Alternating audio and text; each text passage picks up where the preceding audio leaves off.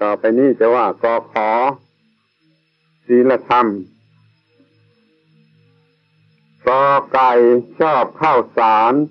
ไม่ชอบพลอยแต่ทีถ้อยอารีมันดีเหลือขอไข่กินประโยชน์ดีมีเหลือเฟือต้องเอื้อเฟื้อแตกง่ายให้ระวังขอขวดดูสง่ากว่ากระบอกใช้นอกคอกตีกันนั่นผิดหวังคอควายให้คนว่าโง่โมหะจัง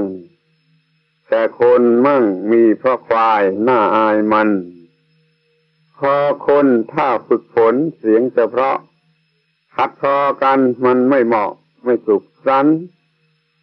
คอระฆังเสียงกังวานหวานใจกัน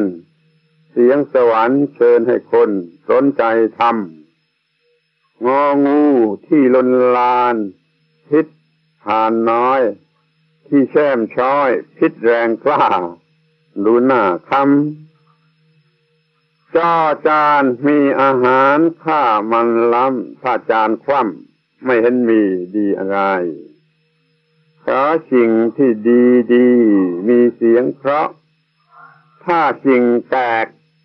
ตีหรือเคาะฟังไม่ไหว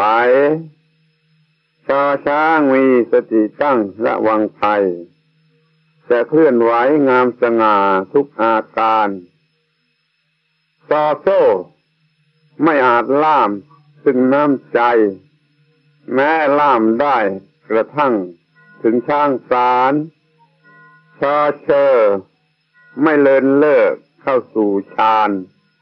ง่ายต่อการจะประสบพบปัญญายอผู้หญิงสิ่งสร้างมาเป็นเมียแม่หญิงสารแหน่ชอบเป็นอีปลาร้าดอชดาหมายถึงเสิร์ชเสลิดมาจากชดาคือผมเซิงยุ่งเหยิงจริงต่อประตักอย่าให้ปักเอาผู้ชายเครื่องฝึกฝนวัวควายให้เก่งวิ่งขอฐานแม้อยู่ต่ำอย่าติติงสำคัญกว่าตัวสิ่งอยู่ข้างบนพอมันโทโสภายิ่งพายุ่งควรจะมุ่งงามธรรมตามเหตุผลทอผู้เฒ่าที่แท้ต้องตื่นตนเพราะได้โยนโลกมาเวลานานนอเนนนั่นคือหน่อสมณะเริ่มตบะเพื่อดับทุกข์ทุกสถานดอเด็กตัวยังเล็กรู้ประมาณเชื่อพ่อแม่อาจารย์ท่านอบรม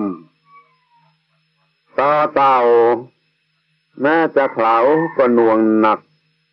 กระดองฝักใช้เป็นเกราะอย่างเหมาะสมขอถุงทองมีค่ากว่าถุงลมน่านิยมอย่างสูงคือถุงธรรมทอทหารมุ่งตำราปราบข้าศึก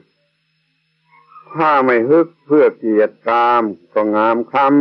ำทอธงนั่นธงชัยมีไว้นำให้เกิดกำลังใจได้มากมายนอหนูน้อยคอยเชื่อฟังทำแต่ตามพ่อแม่สั่งจะสุขหลายบ่อใบไม้ใช้ปัญญาได้มากมาย